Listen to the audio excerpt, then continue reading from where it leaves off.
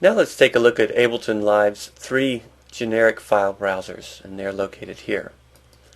1, 2, and 3. And again, I'm leaving the info view box open, so sometimes if you need a hint you can look down there. Now each of these are indicated by an icon of a file folder with a number inside. Now these are designed to allow us to find anything on our hard drive that we might need in relationship to Ableton Live. Now if you want to follow along, this is just simply a new set, and so it's coming up untitled 3. Now the main reason we're going to come to our generic file browsers is to get to our clips. This would be the most common reason to come here. So let's see how that process works. Now there are several things you might run up against as you're working with these, and that is that you need to start at the beginning. The first thing you can do is double click on any of these file browsers and it takes you up to the last root memory position. Now if number 1 is not currently set for your library, simply click up here at the top, come down and choose library by clicking on it, and that'll reestablish this as a library. These file browsers will remember their last storage location, not relevant to any particular project but just the last project. Okay, so let's again go for clips. I'm going to start by finding some drum loops or drum clips. I'm going into the acoustic folder, and notice that we burrow in or dig into each one by clicking on the unfold triangle next to that. So to get inside drums, I click on that, unfold, and now into acoustic, and I'm going for the big rockin' set. I'm going to take a listen. We see basic generic beats here. Okay, so if I want to use these, I'm simply going to drag them over, and I'm just going to go ahead and grab all these because I'm not sure which ones I want to use. So if I have them all, I don't have to come back looking inside my file browser to find them. I can throw these away later if I want to. Okay, so now what I'm going to do is start one of these files, and I'm going to again double click to get to the root, scroll up, and start the generic drum beat. I'll pull that volume back a hair. I'm going to look for a bass part.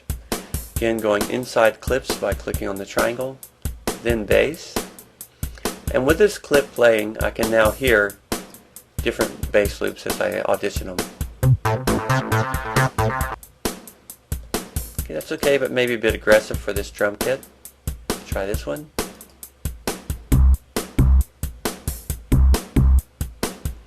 Okay, that fits a little more nicely.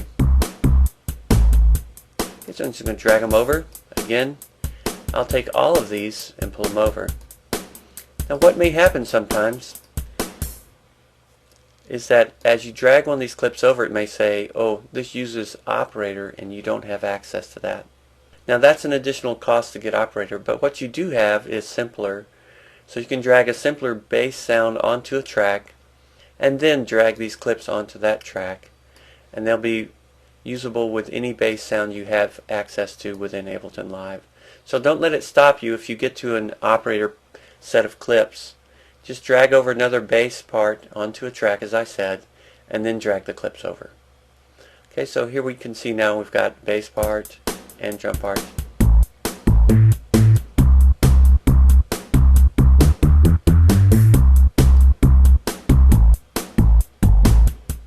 Okay, so we're doing good. I'm stopping and rewinding. And now I'm closing up these. So that's the basic way of using the file browser number 1, is to get to your clips. Now we can also get to waveforms and other devices. Let's go ahead and now get back into another file browser. I'm on number 2 here, and you can see that it's got a current memory. Let's watch what happens as we dig in. I just want to show you how this works. I'm going inside the mags. I'm now going inside some that I got off a disc with a magazine called FM 198, and I'm digging in. And as I dig in, things are starting to come off the screen.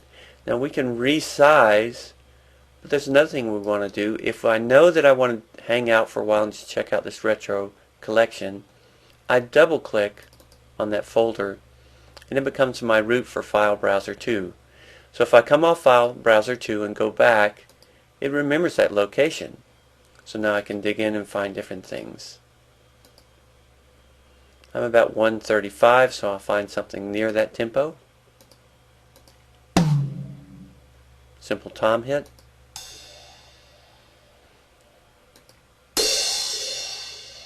Okay, so we've got a crash cymbal with some effects on it. I'll drag that out. Just put that onto a straight audio track.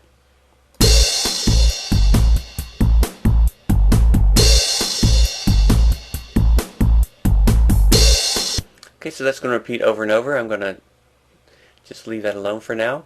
So what you've seen now is that I've stored a location for File Browser 2. I've got a different location for File Browser 3, and again, you usually want to keep number 1 at your library location.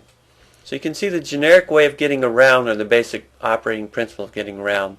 Now, let's say that here I am in this folder and I don't want to do that as my main location anymore. I can simply click up to go up to the folder this was inside, and I'm going up top again to the basic Any Audio Library folder. Now again, by double clicking on that becomes my memory. Going to 3, coming back to 2. And again, double clicking on File Browser 2 resets all folders closed. So you can store your parent folder or your main location for each file browser, and anytime you've dug inside, so to speak, to get to different waveforms or clips, then you can restore that top location by double clicking. Okay, we're going to stop here now, and next we're going to look at some of the basic bookmarks up here and how to create your own bookmarks, and also the search feature, which is vital for getting to sounds very quickly.